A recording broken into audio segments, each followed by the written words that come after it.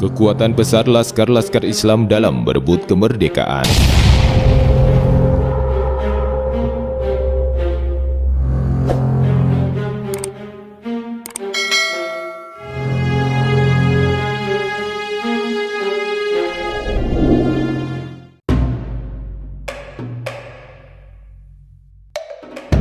Berdirinya Negara Kesatuan Republik Indonesia tidak bisa dilepaskan dari peran besar para pejuang Muslim atau lebih tepatnya kaum santri.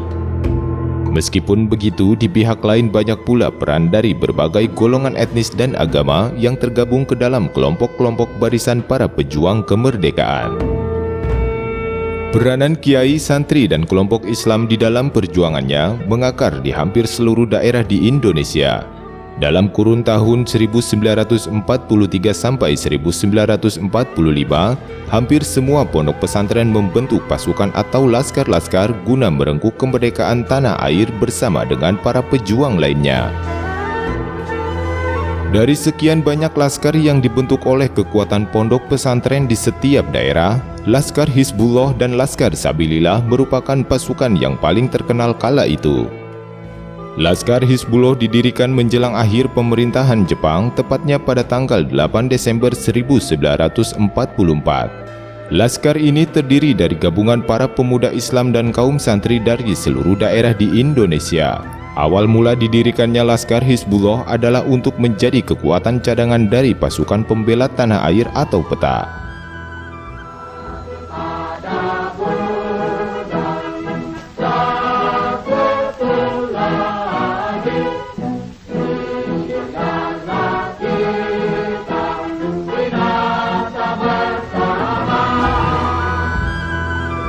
Kala itu Jepang yang telah memberi restu pada tokoh-tokoh Muslim untuk membentuk kekuatan militer sedang terdesak akibat berkonfrontasi dengan sekutu. Namun seiring dengan berjalannya waktu serta munculnya berbagai desakan dari tokoh-tokoh Muslim kala itu untuk mendorong Jepang agar memberi kemerdekaan kepada Indonesia, Laskar Hizbullah pun berubah haluan. Mereka tidak lagi bekerja untuk kepentingan Jepang melainkan berjuang untuk kemerdekaan Indonesia. Karena tujuannya telah berubah, yakni untuk mengusir penjajah, pondok-pondok pesantren yang telah berdiri kala itu diminta untuk mengirimkan 5 santrinya guna mendapatkan pelatihan secara militer dan dijadikan laskar. Latihan pertama Laskar Hizbullah diikuti oleh 500 pemuda Islam yang dilakukan di Cibarusah, Bekasi, Jawa Barat pada bulan Mei 1945. Pada pembukaan pelatihan itu dihadiri juga oleh Ketua Muda Masyumi, Kiai Haji Wahid Hasyim yang juga menjadi salah satu penggagas pembentukan Laskar Hizbullah tersebut. Terdapat pertanyaan kenapa pelatihan Laskar Hizbullah itu tidak dilaksanakan di Jawa Timur saja, sebagaimana basisnya pondok pesantren yang mencuat pada saat itu. Salah satu alasan logisnya adalah karena lokasi Cibarusah yang strategis dan dekat dengan pusat pemerintahan militer Jepang kala itu. Selain itu juga terdapat pertimbangan karena adanya tokoh ulama pejuang di Cibarusah yang bernama Kiai Haji Raden Ma'mun Nawawi atau dikenal juga dengan sebutan Mama Cibogo. Beliau merupakan santri Tebu Ireng yang diasuh langsung oleh Kiai Haji Hashim Asy'ari dan beliau merupakan teman sejawat dari Kiai Haji Wahid Hasyim, putra sang pendiri Nahdlatul Ulama. Pada pelatihan Laskar Hizbullah, Mama Cibogo ditunjuk langsung oleh Kiai Haji Hashim Asy'ari untuk melakukan pembinaan mental dan spirit para laskar, yang sekaligus menjadi penasehat rohani dan kebatinan para pejuang kemerdekaan Laskar Hizbullah.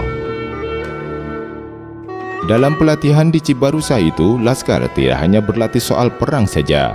Pada malam harinya, mereka juga mengaji dengan ulama seperti Kiai Haji Mustafa Kamil dari Singaparna, Jawa Barat, dan belajar tentang pengetahuan bahan peledak kepada Kiai Haji Abdul Halim. Setelah latihan selama 3 bulan, pasukan Laskar Hizbullah diperkenankan untuk pulang ke daerah masing-masing untuk membuat pelatihan serupa.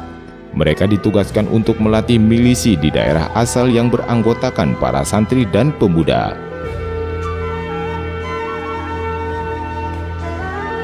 Adapun susunan pengurus pusat Laskar Hizbullah telah ditentukan dalam rapat pleno Majelis Syuro Muslimin Indonesia atau Masyumi pada Januari 1945. Pada rapat tersebut diputuskan pimpinan pusat dari Barisan Hizbullah adalah Kiai Haji Zainul Arifin dengan didukung struktur bagian umum oleh Suroyo dan Sujono. Kemudian Anwar Cokro Aminoto dan Kiai Haji Zarkasi ditugaskan pada bagian propaganda dan Masyudi pada bagian perencanaan. Tidak butuh waktu lama, Laskar Hizbullah berkembang sangat pesat dan menjadi kekuatan besar dalam barisan para pejuang kemerdekaan. Salah satu perang yang cukup monumental dalam sejarah Indonesia dan sejarah Hizbullah adalah ketika meletusnya pertempuran Ambarawa. Pada 21 November 1945, sekutu yang tengah terdesak akibat serangan pasukan yang dipimpin Jenderal Sudirman bergerak menuju Semarang. Pasukan sekutu pun membuat onar di Ambarawa dan akhirnya memantik peperangan besar di sana. Dengan demikian, hal itu memancing lahirnya solidaritas dari berbagai tempat, termasuk dari Yogyakarta yang juga telah membentuk Laskar Hizbullah jebolan dari pelatihan Laskar di Cibarusah. Bersama dengan pasukan Tentara Keamanan Rakyat atau TKR, Laskar Hizbullah dan laskar-laskar lainnya, kemudian mereka bergerak serentak menuju Ambarawa dan mengepung kota tersebut. Dalam pertempuran tersebut, pasukan Indonesia memang berhasil mendesak sekutu menuju Semarang. Namun hal itu memang harus dibayar dengan jatuhnya korban jiwa termasuk dari Laskar Hizbullah. Peran besar Laskar Hizbullah juga tercatat dalam tragedi Perang Surabaya yang terjadi karena datangnya para tentara sekutu pada 25 Oktober 1945 yang bertujuan untuk menguasai kota pahlawan tersebut. Pada awalnya sekutu datang untuk mengamankan para tawanan perang dan melucuti senjata Jepang. Namun yang terjadi sebaliknya, pasukan sekutu justru membuat onar dengan menyerbu penjara dan membebaskan para tawanan perang. Bermula dari situ, pertempuran di Surabaya dimulai dan tercatat dalam sejarah terjadi pada tanggal 10 November 1945. Salah satu kelompok yang ikut berperan aktif dalam pertempuran Surabaya adalah Laskar Hizbullah. Selain itu juga kelompok santri yang sebelumnya telah dilatih ikut memberi bala bantuan dengan bergerak dalam barisan Hizbullah dan Sabilillah. Laskar Sabilillah sendiri didirikan pasca kemerdekaan pada Muktamar Umat Islam yang dilaksanakan di Yogyakarta pada tanggal 7 November 1945. Poin utama dalam muktamar tersebut adalah pembentukan Masyumi yang sebelumnya Badan Federasi Islam diputuskan menjadi partai politik. Dalam kesempatan tersebut kemudian diputuskan juga untuk pembentukan Laskar Sabilillah yang dipimpin oleh Kiai Haji Maskur dan berpusat di Malang, Jawa Timur.